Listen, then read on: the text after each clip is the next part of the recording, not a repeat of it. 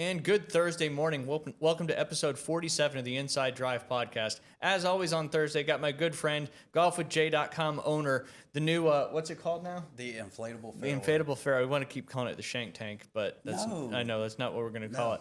Jay Henley, as always, joining us on Thursday, but very excited to have some guests in studio with both of us today. We've got the Bailie women's wrestling head coach, Coach Greg Bailie. He's also the assistant football coach, as well as the new head coach for the inaugural girls flag football team over there at Bailie. And of course, very excited to welcome Alana Rhodes. She is the 2A state champ in the 101-pound weight class for Olympic weightlifting. Very excited to have you guys on the show today. Appreciate y'all coming in. Thank you for having us. Of course. Before we dive into the interview with Coach and Alana, I do got to thank our sponsors. We'll start with Juice and Sunsets. That's the official juice of the Inside Drive. I don't have one in studio with me today. Most people aren't getting the vitamins and nutrients their bodies truly need from everyday foods alone. Busy schedules, processed meals, and depleted soil make it harder than ever to fuel our bodies properly. When your body is undernourished, it can't perform at its best. Energy drops, immunity weakens, and inflammation creeps in. Fresh, nutrient-dense juices are simple, powerful ways to bridge that gap. They deliver essential vitamins, minerals, and antioxidants in a form your body can easily absorb, helping you feel better, think clearer, and make healthier choices one sip at a time. You can visit Juice and Sunsets on Facebook to learn more, or head over to juiceandsunsets.com to place your order. And then, of course, Jay, tell everybody about what you're doing now. I want to hear about the first event, too. Oh, yeah. Last Wednesday night, we were at Adelaide. That is the way you pronounce it, by the way. It is Adelaide. There's some people call it Altier. But anyways, we were there Wednesday night, had set up the golf sim, the fairway inflatable. And, we had about 50 people there. There was a bunch of real estate people there. They were a little scared, skeptical of it. So I think after a few adult beverages, they decided to come out. Liquid courage. So great event, a lot of work, Mulvey. A lot of work. Did you hire somebody yet to help you set up? I had Luke. You remember Luke? Yep. And then fortunately, my brother was in town, and he helped as well, but it was good. So you roped your brother into helping you on the first event? Hey, free labor, man, free labor. I was about to ask what he charged you, but apparently it was free. So yeah, I paid for his meal that night. There you go. Yeah, there you go. That was worth it for sure. Do you have a lot of beginners go into the inflatable fairway? Oh yeah. That's cool. A lot of beginners. Yeah, and after a few adult beverages, everybody loosened up and we were hitting some good shots, and it was a lot of fun. Now what's the deal with the Golf Plus partnership on the hole-in-one thing? Yeah, so Alan Watson's giving away a $50 gift card to the first hole-in-one person, and we had a few Wednesday night get really, really close. Well, it was really close. You want that to happen. Yeah. Oh, yeah. That's great for your business. Yeah. When's your next event coming up? I will be in Georgia March 11th. I think I saw that. Yeah, or March 14th. We'll be hosting TPC Sawgrass. We'll be doing the number 17, par 3. And so any paying customer at Country Oaks Golf Course will be get one free swing. Is that in Thomasville? That is in Thomasville, Georgia. Very cool. I think I saw that on your social media site. If somebody wants to find out more information about the Inflatable Fairway and book an event with you, what's the best way to do that? golfwithjay.com. So you got it on the website now? Yep. Sweet. Yep. So. Awesome. Again, golfwithjay.com if you want to take your party to the next level, whatever it is, bachelor party, bachelorette party, high school parties, just you're celebrating anything. Add the inflatable fairway to it. I'm guaranteed it'll make your event that much better. Speaking of golf, I've got to give a shout out to our good friends over there at Golf Plus. Looking to elevate your golf game with custom fitted clubs and pro level gear. Step into Golf Plus, a retail and fitting destination with roots stretching back all the way to its founding in Dothan, Alabama in 1988. They are coming up on 40 years here in a couple of years. Wow. That's nuts. At Golf Plus, the focus is simple: get you fitted right. They use industry-leading technology like Foresight Game Changer 2 launch monitor in not one but two simulators and advanced shaft matching systems to dial in the perfect club for your swing. Whether it's a full new set of clubs or just a retrofit of your current clubs, But Golf Plus is more than just clubs. It's a full-service shop from expert grip work and loft and lie adjustments to quality repairs and a curated selection of top brands. You'll find everything you need to play your best. And now, with the renovated golf shop in Panama City Beach, locals and visitors alike heading to the Gulf Coast can enjoy a premium fitting experience and apparel selection right next to the sandy beaches. Whether you're a beginner or seasoned player, Golf Plus delivers a personalized service, cutting-edge technology, and gear you can trust. Book your custom fitting or stop by the shop today, because the right equipment can make all the difference out there on the course. They are located in the shops of Edgewater, right next to Firefly and the Pink Pelican ice cream shop. You can give them a call at 850-249-2726 or online, or book online at golfplusretail.com. And now our sponsor for the American Charlie's Athlete of the Week. We're about to give her that $50 gift card here in just a moment. Give a shout out to American Charlie's. We appreciate all the support of the Inside Drive and the local athletes here in Bay County. Your favorite American restaurant, conveniently located also in the shops of Edgewater, right next to Rocket Lanes and Firefly. They have great daily specials, private rooms for parties, 15 TVs for all your Olympic activities going on right now. My favorite part of American Charlie's, in addition to the $50 gift card, they do first responder and military discounts daily. Visit your favorite American shop for fried chicken, pot roast specials, wings, burgers, shrimp, and all those classic American dishes. They are now on DoorDash should you not be able to make it in. You can get those American favorites delivered right to your front door. They are making Mondays great again with their daily happy hour from 4 to 6, and they also just introduced the Early Eagle menu, which obviously is targeted at all the snowbirds here visiting Panama City Beach, with only $14 dishes on that menu. And with all that being said, our American Charlie Athlete of the Week is none other than the young lady joining us in studio today. Again, she is the Class 2A 101-pound Olympic Weightlifting State Champion. So that American Charlie's gift card is well earned. Coach, if you want to present that to her. There you go. Hope you enjoy the meal there at American Charlie's. And again, we'll introduce you guys, Coach Greg Bailie, and then, of course, State Champ Alana Rhodes. I'm going to start with some kind of few questions for you. Jay, if you have anything, feel free to just pop in. Yep. Alana, when and what got you started in weightlifting? So, I looked up to a very special person at our school, and that brought me into the sport. A lot of times I honestly get compared to her because we both have big afros. It was Kalan Gant. She was the 169, right? Yes. Yep. State champion in traditional and Olympic a few years back. I just liked the thought of being strong because I'm small. I'm a very small person, so I wanted to not be underestimated. And so joining weightlifting gave me a strength that I didn't know I could achieve. That's awesome. That's great. What's the main difference between Olympic and traditional weightlifting? So it is the lifts. So both have clean and jerk, but Olympic is snatch and traditional has bench. Gotcha. So you're the Olympic 101 state champ. Yes, sir. That's awesome. So as we know, like there's a narrow path to greatness. Like what are some key things that's happened in your life that that's kind of got you on this narrow path to greatness?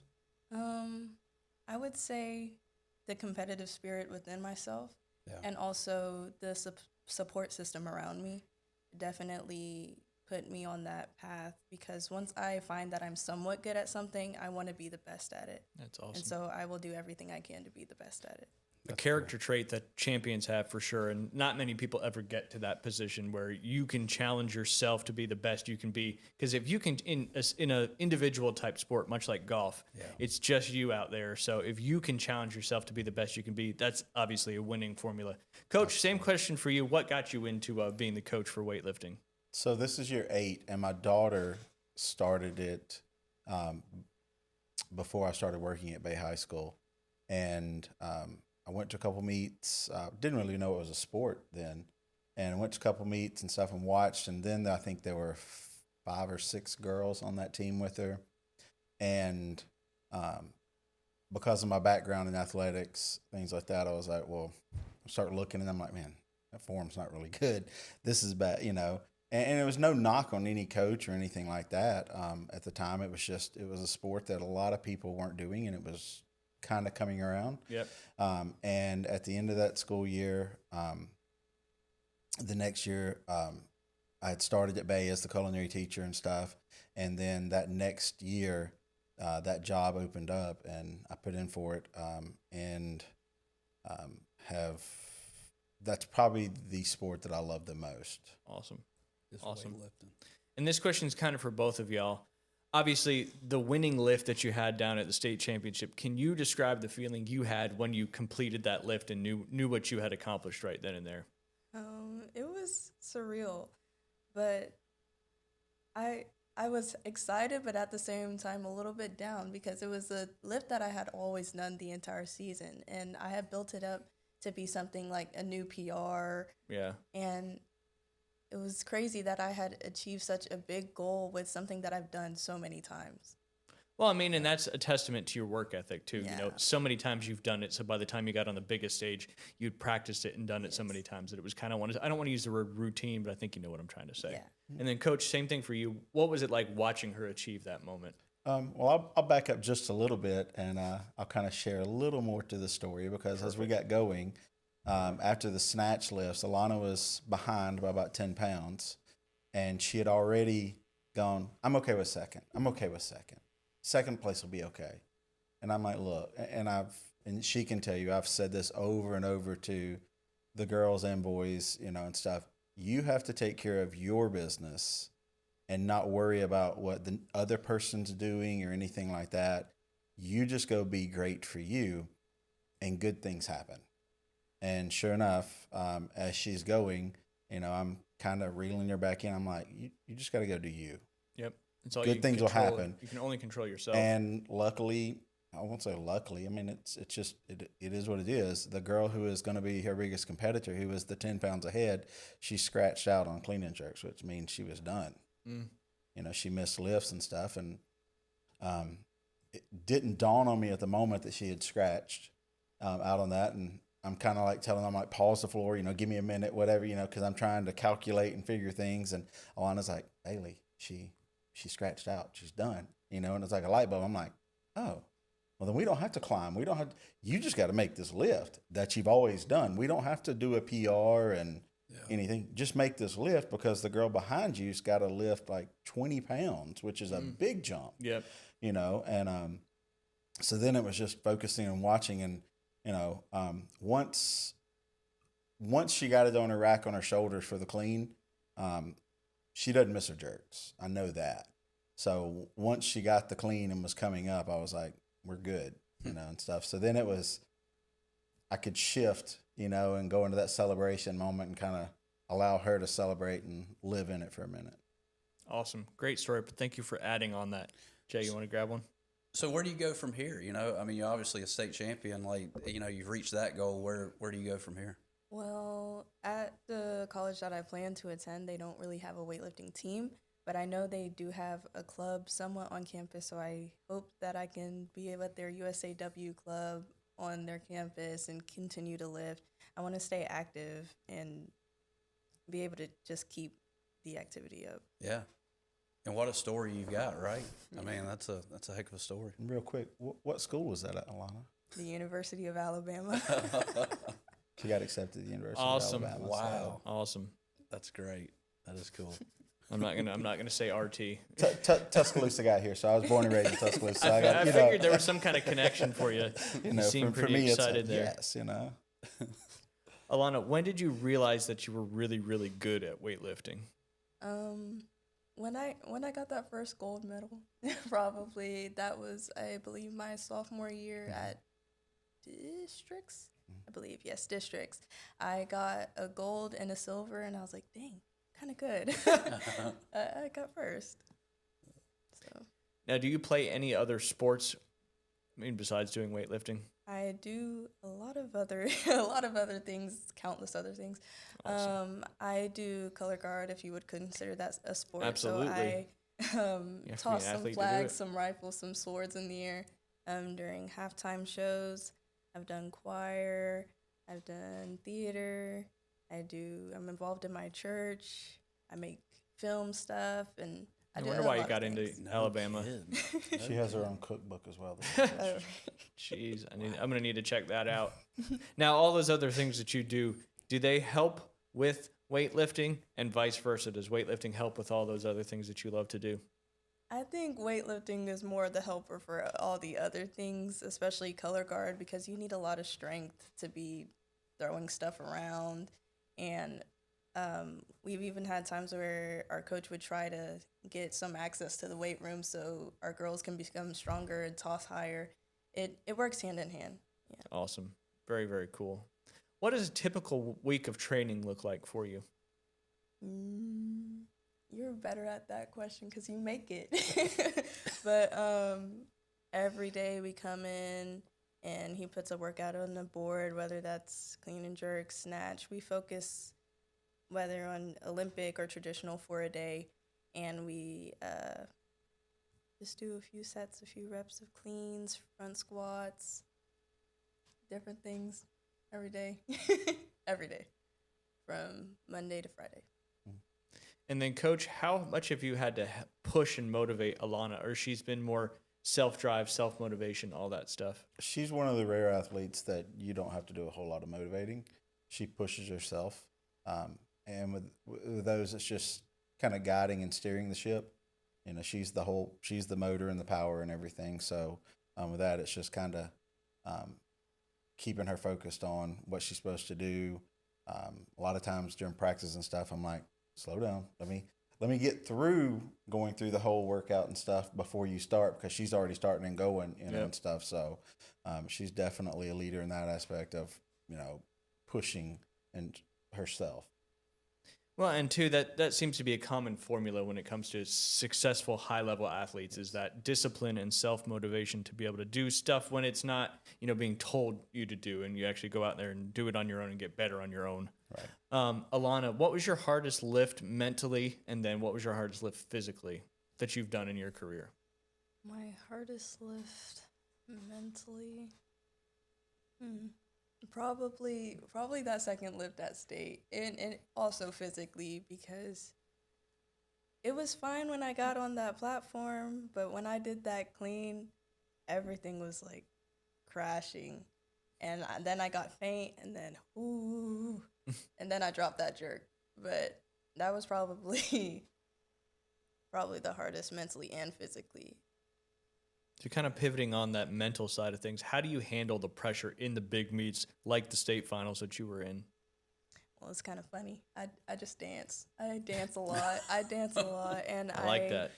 Go to my fellow lifters, and I like to lift them up. That helps me calm down a little bit, as well as to lift other people up. That's cool. Awesome. Good stuff. Good stuff. Coach, how often does an athlete like Alana come through your program? Not often enough.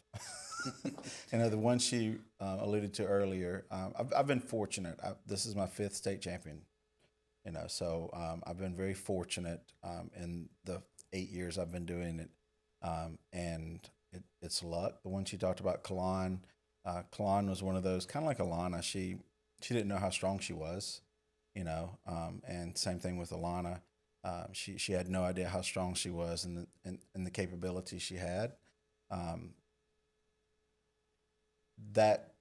Especially a female athlete that is confident in what they do, you don't see that very often, especially in the high school level. And that's kind of what got me into the sport and stuff, is trying to motivate and empower girls that I don't care what size you look like, what you look like, what your build is or anything. There's something in you for this sport that you can be really good at. So for her in that 101, she weighed in at state at 96 pounds, and to be able to go out on this platform with thousands of people watching and to put 135 pounds over her head confidently, it's Pretty a big impressive moment. feat. Yeah, Yeah, absolutely. Yeah.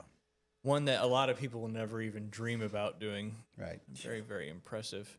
Alana, who's your biggest support? I know you mentioned the support you have around you has been a big factor in why you've been so successful. Who's your biggest support system in your weightlifting career, or in your life in general? Probably my mom and my dad. My dad especially, he'll talk to me after practices all the time, like, "What'd you do? How do you get better at this? You should probably do this, probably do that." Typical dad. Yeah, typical dad. In that state, it was just so nice, because my dad is not an emotional person, but when I won that state championship, he was screaming, crying all over. Doesn't get any all better over than the that, place. that's for So sure. cool. Especially as the dad watching your child perform at such a high level. That had to be special for both of y'all for sure. Yes. Kind of my last question for you, and then I got a couple more for you, Coach. I'm sure you're a role model for a lot of younger kids. What advice would you give them if they wanted to pursue weightlifting? Just do it. Like Nike, just do it. Yeah, there you go. You know, you'll do more than you probably think you can because you'll underestimate yourself. But if you keep working at it, you'll get so much better. So much better. Just work right. Do the extra work when no one's looking. Mm-hmm. And two, I mean, which I think I just lost my thought what I was going to say to you on that side of things. But new people, and sometimes it's a new sport for people. So what would you say to them if they just wanted to just dive in? Just dive in. If you don't like it, you can always bail out, but just dive in. I like too what you said about you don't really know what your full capabilities are until you're put to that test. And I think that's just kind of a human thing in general. Like we don't really know how strong, how resilient until we get to a position where we need to be faced to be really strong or really resilient. The human body in itself is an unbelievable thing. So good stuff, Alana. I appreciate you. Coach, I know you're also the new head coach of the girls flag football team. Your first game coming up this Friday. Yes. How fun has it been coaching the girls so far? It's been a lot of fun, a lot of learning, a lot of things. Me, for 40 years now, being around football and stuff, you get into this new sport, and it's like having coached boys for so long that you go out there and it's the girls, and it's like things that I think are just common knowledge, and they're like, "What do you talk? What do you mean? Kind of what the are you talking about?" Yeah, the learning curve for right, football. So getting that, but then also because flag has different rules and different things. Yep. Understanding that, I think the one thing that's made it a little bit easier for me is because I do have two daughters they're both athletes. I've coached girls sports, softball things, so I understand you coach girls differently than you do boys. Mm-hmm. So that's helped me a little bit there, but it's been a blast so far. Who are you guys playing on Friday night? We go to Florida High in That's Tallahassee. right. When's your first home game at Tommy Oliver? I mean, I should It's have known not that already. until I think it's the end of March, kind of way that I built the schedule. We play 2 games. We play Friday, and then we play Tuesday over at Vera against Rutherford.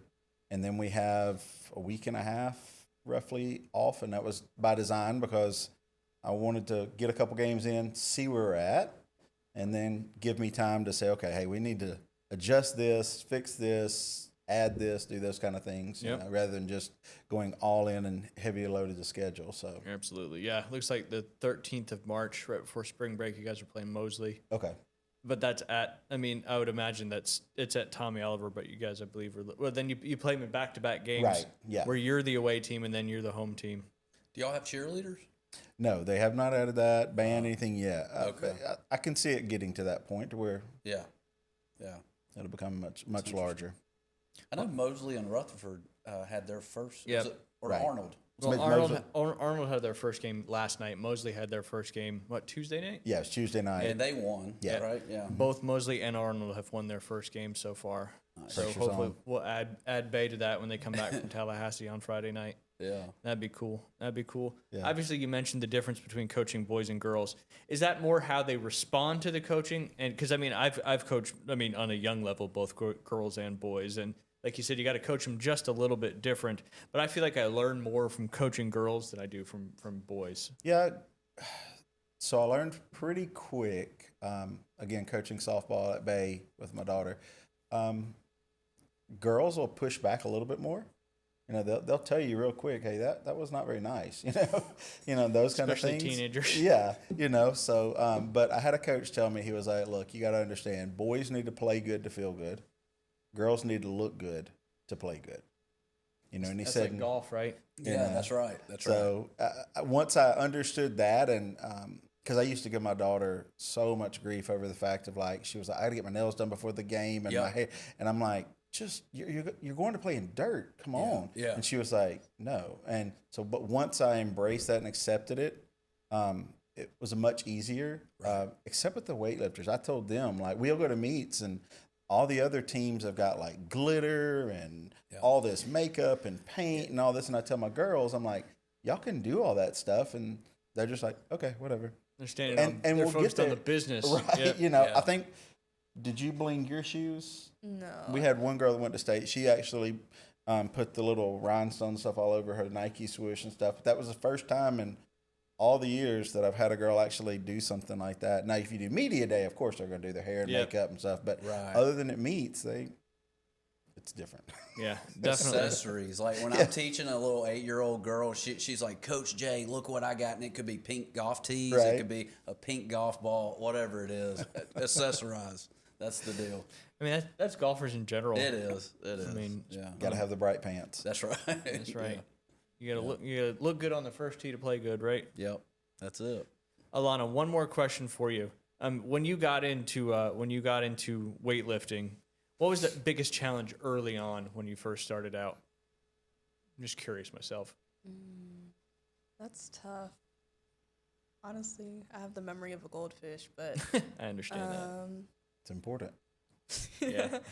I think it was persevering at first because it was really, really tough when you first started. Especially, I vividly remember the bear complex where you had to do like 5 cleans, 5 jerks, 5, and I was like, no, this is this is hard. But I stayed with it.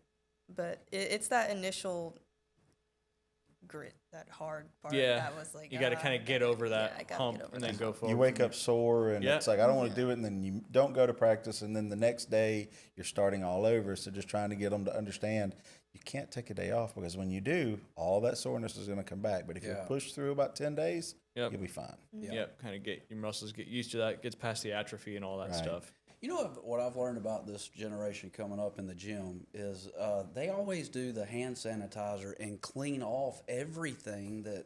Like I didn't do that back when when I was doing weightlifting, in 8th, 9th grade, you just put it back and you're going to your next class.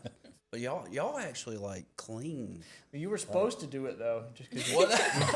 Okay, I got you. I don't think that was a generational thing. I just think that's some people do it. Some No, people it's a don't. generational thing Is too. it? Because even with the flag football, like the girls, they'll drop their mouthpiece and I'm like, pick it up and put it back in your mouth. And they're like, oh my God, no. And I'm like, you have to have one. And they're like, I'll just run over to your box and get another one. And I'm like, that's 9 so far. Like, come on. Yep. Like, but I'm like, how do you think I'm so healthy? Like, I just pick it up. They're like, you would put it back in your mouth after it was on the ground? I'm like, yes. That's what builds your immune system is introducing The germs. 3-second rule. Right. I may be an exception because, I would have just picked it up, put it back in my mouth. Well, you got that grit and the ability Right. to persevere and forget stuff quickly, which is good. That when you said that you have a memory of a goldfish, that's probably one of the best things you can have when you're an athlete that's highly competitive. Because I know, especially in golf, you need to immediately forget the mistake you made because you see so many other people. Yep. That mistake compounds into another mistake, and if you don't let that go, you're not going to be able to play. You're not going to be able to do anything successfully. So that's a cool trait that I'm glad you brought that up because that's something I really didn't think about that leads to success.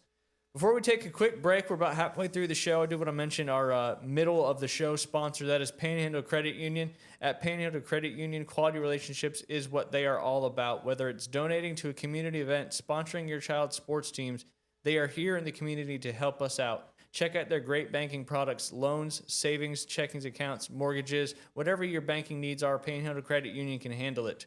Visit any branch location or head over to panhandlecu.org to sign up and learn more information. And welcome back, episode 47 of the Inside Drive podcast. Jay, cool stuff having Coach Bailie and then state champion Alana Rhodes in the studio with us. That was really cool. Oh, I love having elite athletes from our area to come on the show because one, I have a lot of selfish questions that I want to ask them because I'm just curious about a lot of things. But then again, to be able to highlight their achievements that are so impressive is always one of my favorite things to do. Jay, you're going to kind of mix it up today for us. You've got a few stories for us that you're going to read on our kind of getting back to last week. We didn't have a show on Thursday. I attended the change of command over there at the Navy base, so we didn't have any crazy stories last week. So you've got a few on a backlog for us. I'll let you start, Jay. Yeah, and we haven't talked since James Vanderbeek. Yep. Oh my god! As soon as I saw that, I was like, oh man, you got to be depressed. Maybe having a vigil at your house. Yeah, I mean it all started with Dawson's Creek, you know, Yep. and 97, and then, you know, Varsity Blues come out in 99, and it was just I don't know, it was just, I don't know, kind of, it hit hard. It hit hard. Well, now there's how many? I think 4 have now passed away, right? That were on the Varsity Blues cast. Yeah, and I think Coach Kilmer is one of the only ones, you know, left. Yeah, which is kind of crazy. You know, Billy Bob and Paul. Is it Paul Rudd or no? Not Walker. Paul Rudd. Yeah, Walker. Yep. So anyway, Well, my condolences to you. yes, sir. I'll keep watching Varsity Blues weekly. I know. Weekly. They're probably showing it more now. They are. That he passed away. If you go to Pluto TV, you can just stream it 24/7. On loop, What Pluto? and on loop though, so it ends Yeah, and yeah, then it yeah. just immediately starts Yep, again. Yep. All right, Mulvey. Chinese man. Chinese man receives over 20 alerts from his car, thinking he's sleeping because of his small eyes. I mean, really? Jay, What? why would you read that story? What? I mean, it's right here on the internet. It's I know. right here. I mean, again, we're just reading what we see. That's all. That's it. And it's right fresh out of China. Right, fire another one. Yeah. I mean, God, you can't make this up. I mean, you can, but no one would believe you. No. What do you think he's driving? You think it's a Tesla? What do you Maybe. think? I don't. Do they have them over there? I don't know. They may not like Elon, so Yeah, they might not. they may not have Teslas over there. All right, I'll get through one real quick while you're regrouping. Okay. This is from a college football Instagram account. It says IMG Academy has been fined for taking money from IMG Academy, right? Yes. One of the top sports places in the state of Florida has been fined for taking money from a Mexican drug cartel. The OFAC fined the school $1.72 million for accepting tuition for 2 students whose parents are linked to the Mexican drug cartel. Students attended the school from 2018 to 2022 and paid between $97,867 and $102,232 in tuition each year. But somehow this may not be the craziest scandal involving IMG Academy in the last 5 years. The U.S. Department of Treasury's Office Foreign Assets Control announced on Thursday, February 2nd, that IMG Academy would be fined $1.72 million for accepting the tuition fees for 2 students whose parents are linked to the Mexican drug cartel. The 2 students were enrolled at the Juggernaut Sports School between 2018 and 2022, and the reports do not share the students' information or what sport they played. However, the tuition amount was what I just said. I think that just recapped the whole thing. All right, back to you, Jay. Think it's soccer. Yeah, probably. Probably. Yeah. Let's see. It's not hockey, I know that. No. Restaurant, this is out of North Palm Beach, Florida. This is another Florida story. Restaurant faces backlash after selling pizza with iguana meat as a topping. Now, obviously, it's been cold weather. I'm kind of like looking into this, but cold weather, they die. Or no, they go to sleep. They sleep and then They they fall sleep. out of the trees. So some restaurant has decided to take advantage of this cold weather, grab up a bunch of iguanas, And what, and kill use them? them as meat. Pizza toppings? Because they don't die, so I mean, they're obviously, if they're asleep, what are they doing? Killing them while they're sleeping? Yeah, I don't know. I mean, we had a restaurant in Griffin back in the day, you know, where I grew up, and I won't name the restaurant. Please do. But there were, you know, animal carcasses behind the restaurant that actually, like, you could go and see what animals they. I never had a meal there. But, I wouldn't either. Yeah. I wouldn't either. But I had one of the golf courses I worked at, and I'm sure I've told you this story before. Our breakfast line guy, he was, you know, from the deep woods, African American dude, super chill, and his hands got burned in oil when he was a kid, so he couldn't bend his hands straight, and they were all scarred up and all that. Yeah. But anyway, you know, he would, if there was something on the road, he would usually get it, and then, you know, a deer, whatever it may be, would get it and then bring it home later and, you know, obviously cook it and eat it. But I was looking through our walk-in one time, and I opened up the walk-in, and there was a little raccoon just there in the freezer like this. Oh, shit. And obviously he took it home later, but obviously I had to tell him, like, you cannot do this, period. You cannot bring in food from the outside, let alone an animal that was, on the side of the road. So I just thought I'd add that little funny Holy story in there. crap. Old Jackie, he was the man, but he did some things that we kind of had to keep an eye on him pretty good. Yeah. Sure. But that story made me think, when you said the behind the road, that made me think of that raccoon Look, story. I'm all about roadkill. If you see the accident happen, at least the carcass is somewhat fresh. But like if you're out scouting, if you're oh, there's a deer right there. I think you would know pretty quick if it was good or bad. Maybe. I would hope so anyway. Or just don't do it. Yeah. That'll be some. That hamburger meat price though is getting pretty high. It is. You got to switch to the turkey ground. That's what we use for tacos. That's even higher. Is isn't it? I think so. The healthier, the healthier I don't know it if is. turkey meat is considered healthier. I mean, it's still being processed and all that stuff. So I gotcha. if it was organic, that'd be a different story. Yeah. So I've been trying to eat a little more organic lately. And I will say organic food, in my opinion, tastes better than, GMO and all the stuff that is just on normal food. But like you said, it is significantly more expensive. Yeah. Yeah. Well, what do you think about Buffalo Wild Wings? I think that's topical. It is, isn't it? No bones about it. Judge allows Buffalo Wild Wings to keep boneless chicken on the menu. I'm bone in every time. Like, that's not even right. It's part of the experience. Yeah. And I'm trying to, get every bit of meat off of that bone. Now, are you more of a flats kind of guy, or do you like the drumstick? I'm good either way. Just whatever. Yeah. Both the kids are flats.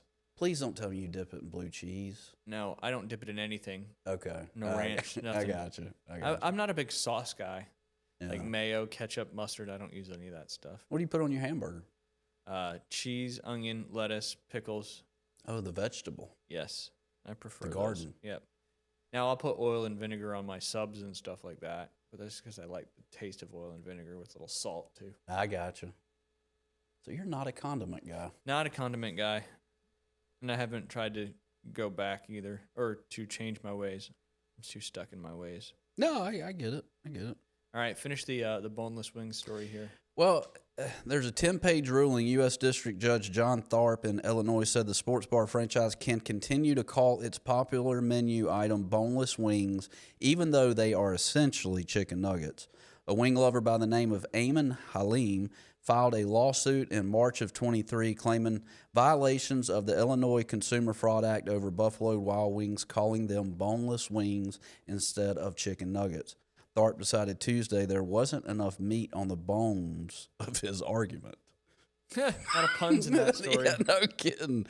Boneless wings are not a niche product for which a consumer would need to do extensive research to figure out the truth, Tharp wrote. Instead, boneless wings is a common term that has existed over 2 decades.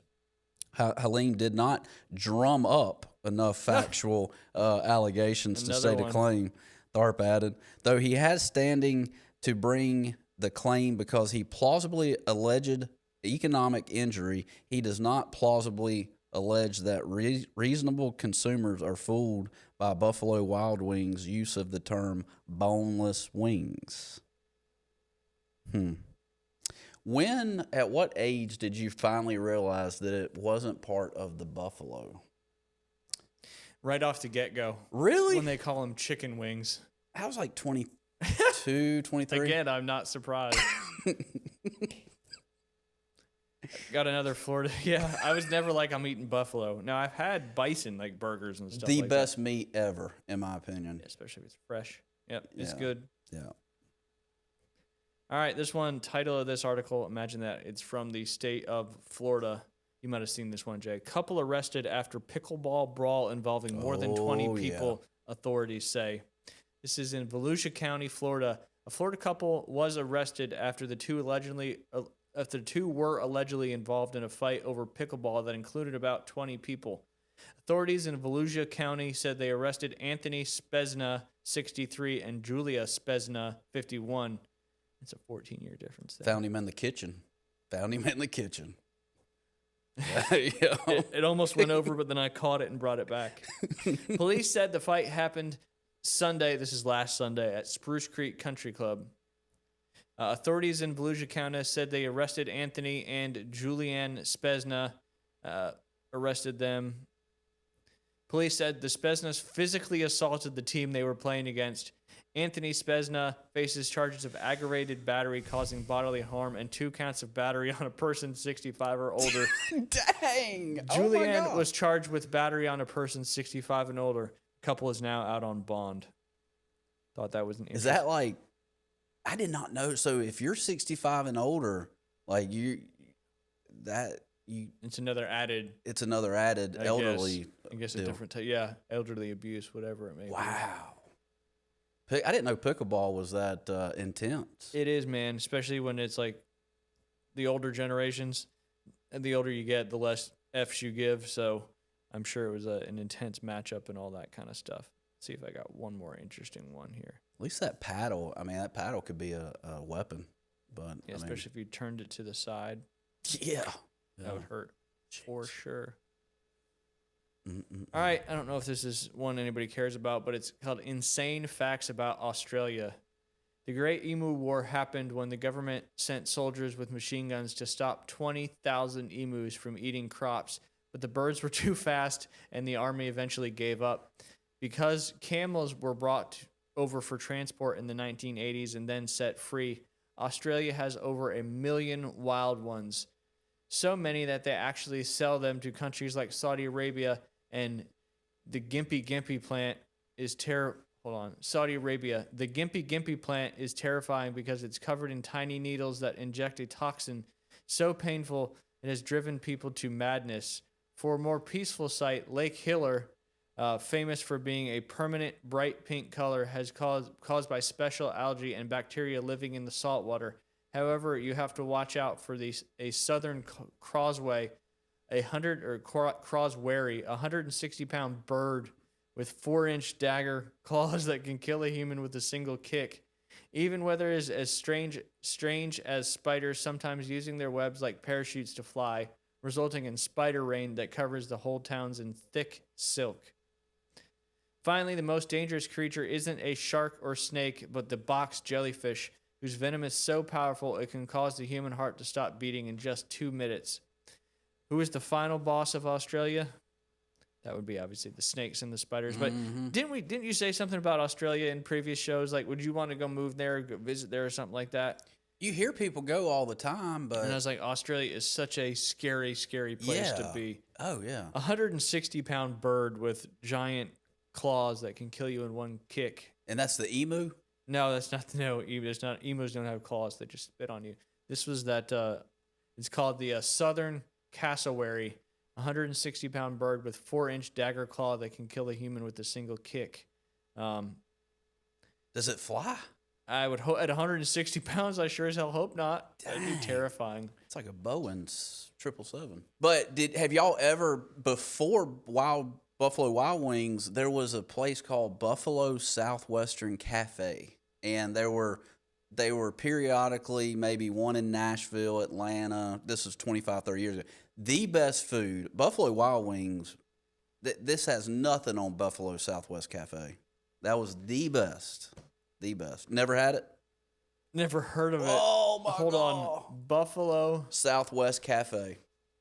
And they may still have a few. That's what I'm trying to see. Yeah, curious because I'm telling you, the wings were. And this was back when I thought they were still buffaloes. All right, there's still Buffalo. What? Buffalo Southwest Cafe primarily operates in Georgia with 14 locations, featuring a Southwest themed menu of wings, burgers, and salad. Key Georgia locations include Canton, Cartersville, Cumming, Dacula, Griffin, Yep. Dacula, Yep. Griffin, Hiram or Hiram. How do you pronounce that? Hiram. Hiram. Yeah. I knew it was a one-syllable word. Yeah. Kennesaw, Lawrenceville, Macon, Oakwood, and Woodstock.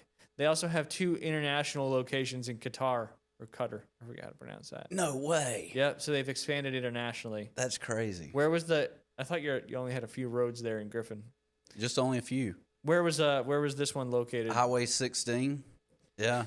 Sure enough. The fact that your small little town had some restaurant that no one's ever heard of, It's but it's also like internationally. an international and in 14, different countries and all that. Well, stuff. and I've become a wing connoisseur in the last 20 years or so, I feel like. But the best wing, I promise you, it's better And than they have to Buffalo drive Wild up Wings. to Griffin just to have some wings. It'd be worth the drive.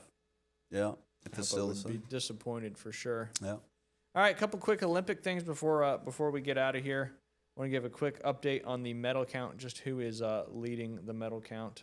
I'm sure it's probably still Norway, but I haven't looked at it in a few days, so we're all going to look at it together, Jay. Is it spring yet? No, we got a cold week coming again next week. Yep, Norway's at the top with 16 golds, 34 overall. Italy still in second with 9 golds and 26 overall. And then Team USA still in third place, 7 golds, 25 medals overall. I do want to give a shout out to the U.S. women's curling team. I was listening to it on the radio on the way over here. Corey Thies, I think in my opinion, she's my MVP of the entire Olympics for Team USA.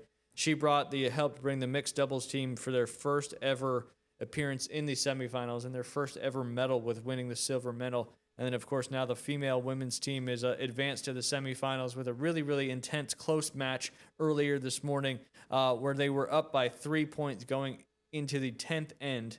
And Switzerland actually scored 3 points on their last shot to force overtime or an extra end. Luckily, USA had the hammer in that extra end and ended up winning on the last shot, getting 1 point. So they advanced to the semifinals. Cool. Obviously, we'll recap that. I'm sure it's in the next couple days or so. And then coming up literally in about 20 minutes is the USA-Canada gold medal game in women's ice hockey. So that'll be fun to see if the women can get.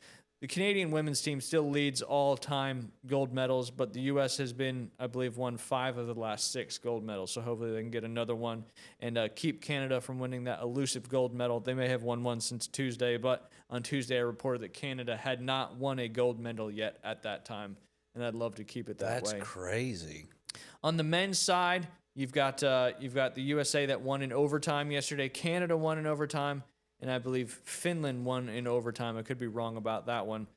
Overtime hockey in the Olympics is crazy. It doesn't make any sense to me. Obviously, when they get to the bronze medal and the gold medal game, overtime just keeps going until somebody scores, much like an NFL playoff. But none of it makes sense to me.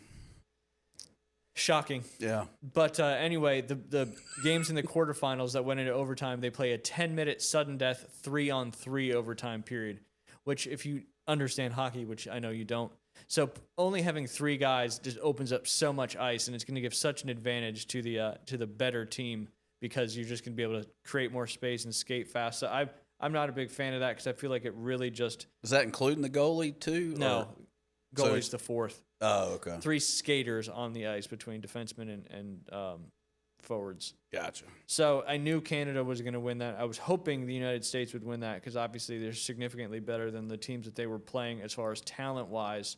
But tomorrow you've got both semifinal games. I'm glad USA got the afternoon game. So Canada plays Finland. Yeah, I was right at 8:40 our time for a trip to the gold medal game on the line. And then US plays Slovakia at that'd be 1:10 our time. For military time. Yep. Yeah, that's 2:10 our time. So 8:40 and 2:10. It might be 9:40. I apologize. I don't know if this is in Central Time or Eastern Time, but it's also in military time. So I'm converting it from military time to either Eastern Time or Central Time. Gotcha. And then, of course, the big one, if help USA and Canada, they've kind of been on a crash course, but we had a big hockey show on Tuesday, and hopefully we didn't jinx it. In my opinion, I think the Swedish team was a tougher out than Slovakia is. So hopefully both Canada and U.S. can win today to bring the gold medal game that we all want between Canada and the United States of America on Sunday. That'd be an early morning game, though, if you wanted to get up and watch. I believe it's at 7:10. The bronze medal game is Saturday afternoon. But the U.S. Olympic team has not won. The U.S. Olympic hockey team men's has not won in gold since 1980. And obviously that was the famous year when they beat Russia or the USSR in the Miracle Game. So hopefully maybe we can They made a movie out of that, right? They did, and a documentary, which I've kind of been talking about way too much. So I'm going to leave it off for today. And then shout out to the UA girls soccer team. We play at Tyndall this afternoon, which is actually at the Rutherford Fields. Girls soccer team is 6-0. Boys basketball team won on Tuesday against Surfside. They improved to 5-1. They've got a home game this afternoon against Covenant Christian, which Covenant Christian I know is a really good basketball team. So it should be rocking in the fishbowl over at UA. Our game got moved up to 3, so hopefully our game ends and then we can get over there and watch the boys play some basketball and what I hope is a good game. I know we talked briefly about the girls flag football earlier, but shout out to Mosley for beating Rutherford in their inaugural game. That was the first ever game in Bay County. And then shout out to the Arnold flag football team for going on the road against South Walton last night, a team that's been playing for the last several years, and they got the win 26-0. I know Arnold's got another game coming up Friday night. Bay's got a game coming up on Friday night. I would imagine Mosley has one on Friday night too. But good luck to all the local teams. Did want to mention one more sponsor before we get out of here, and that is Firefly right here in Panama, or right there in Panama City Beach. Looking for an unforgettable dining experience on Florida's Gulf Coast? Welcome to Firefly in Panama City Beach, Florida, where casual elegance meets world-class cuisine. Whether you're celebrating a special night out or just want phenomenal food with a seaside vibe, Firefly delivers. From award-winning fresh Gulf seafood and perfectly seared steaks to world-class sushi bar and signature cocktails, every dish is crafted with passion and flair. Step inside and you'll find an atmosphere that's warm, welcoming, and refined, ideal for date nights, celebrations, or simply savoring an evening with friends. With an ever-evolving menu and dedicated service staff, Firefly is more than dinner, it's an experience. Make your reservation today and taste why Firefly is one of the top dining destinations in Panama City Beach, if not the entire Gulf Coast. Visit their menu online, enjoy fresh coastal favorites, and become a part of the tradition. Firefly is located in the shops at Edgewater. You can book a reservation on fireflypcb.com and dine with distinction. Jay, one more time, tell them about Inflatable Fairways before we get out of here. Yeah, Jay's Inflatable Fairway, golfwithjay.com, corporate events, birthday parties, bachelor parties. We come to you. We can set up anywhere there's electricity. So just need electricity and some people want to have some fun. That's it. Right? That's it. And then you setting up everything for them to enjoy. Yep. Don't forget to subscribe to our YouTube channel. Subscribe to our YouTube channel. Like, comment on our videos, and of course follow us on Facebook. And of course we're on Spotify, Apple, iHeart, Audible, anywhere you get your podcasts. We are there. Just search up the Inside Drive or just Google Inside Drive podcast, and you'll find it all over the internet. We appreciate y'all tuning in. Again, good luck to all the teams, high school teams tonight. Good luck to the middle school teams this afternoon as well. You guys have a great weekend. Go USA. We'll be back on Tuesday.